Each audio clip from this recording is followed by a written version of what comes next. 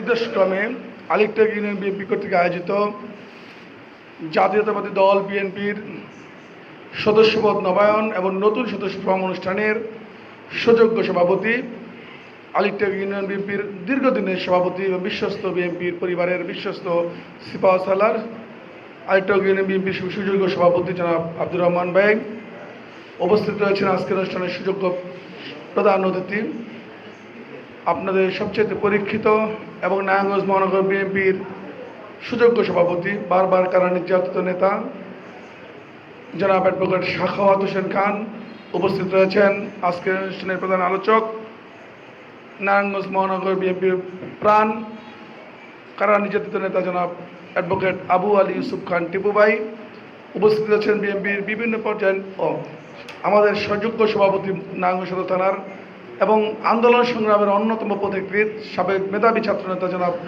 মাসুদ রানা সহ যারা এখানে উপস্থিত রয়েছেন এবং বিশেষ করে যে আজকের এই নবায়ন অনুষ্ঠানে যারা উপস্থিত রয়েছেন, বিশেষ করে আমাদের মুরব্বি তুল্য যাদেরকে দেখে আমরা এই জাতীয়তাবাদী আদর্শ অনুপ্রাণিত হয়ে এই সদস্যপদ গ্রহণ করেছিলাম, তাদের আজকে সবচেয়ে বেশি মুরব্বী আমি এই নারায়ণগঞ্জ সদর থানার মধ্যেই এই আলিকটেক ইউনিয়নে দেখি।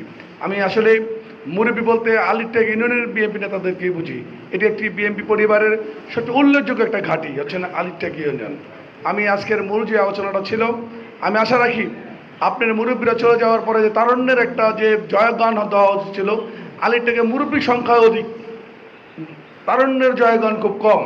আমি আশা রাখি আগামী দিনে যারা সদস্য ফর্ম পূরণ করবেন তারা তারণ্যকে একটু বেশি, কারণ আপনারা চলে যাওয়ার পর এই দলটার হাল ধরবে তারাই। সুতরাং আপনারা এই দিকে একটু খেয়াল দিবেন। বিশেষ করে যে কথাগুলো বলেছেন আমাদের নেতৃবৃন্দ, বিশেষ করে নারায়ণগঞ্জ মহানগর মহিলা দলের সুযোগ্য সভানেত্রী যে কথাটা বলেছেন, আমি মনে করি সেই কথাটা যদি আপনারা মর্মে উপলব্ধি করতে পারেন, আশা রাখি এতদিন আপনারা যারা দেখে শুনে রেখেছেন, দেখাশোনার দায়িত্ব মূলত আল্লাহর, কিন্তু আমরা যারা দেখভাল করেছি বিএনপির বিশেষ করে মহানগর বিএনপির সুযোগ্য সভাপতি এবং সদস্য সচিব, আপনাদের সুখে দুঃখে আপনাদের দলের যে ক্রান্তিকাল ছিল 16টি বছর আওয়ামী দুঃশাসন, কত নির্যাতিত হয়েছেন, যে পরিবারটি হয়েছে কেবলমাত্র সে পরিবারটি জানে যে শেখ হাসিনা কত বড় দানবের মতো আচরণ আমাদের করেছে।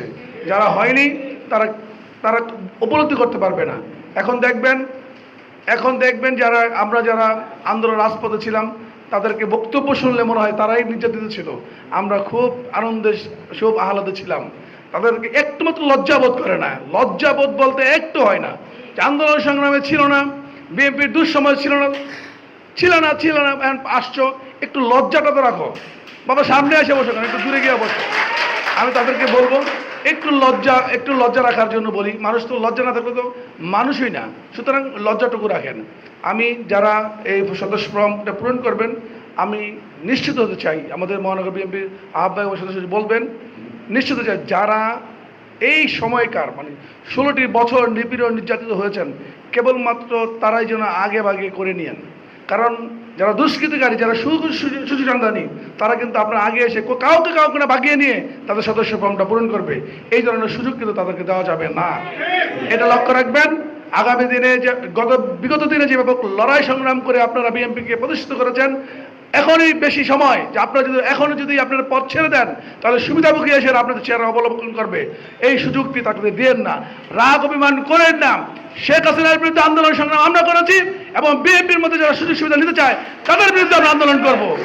এবং আগামী দিনে আমাদের নেতারা যাতে সংসদে যায়, আমাদের নেতারা যাতে নগর ভবনে যায়, আমাদের নেতারা যাতে ইউনিয়ন পরিষদের চেয়ারম্যান থেকে মেম্বার পর্যন্ত যে কোনো সুযোগ সুবিধা যেতেন আমাদের লোকেরই হয়, সেদিকে খেয়াল রেখে আগামী দিনে মহান আল্লাহর দরবারে আমরা শুকরিয়া আদায় করছি যে ফ্যাসিস্ট সরকার চলে গেছেন।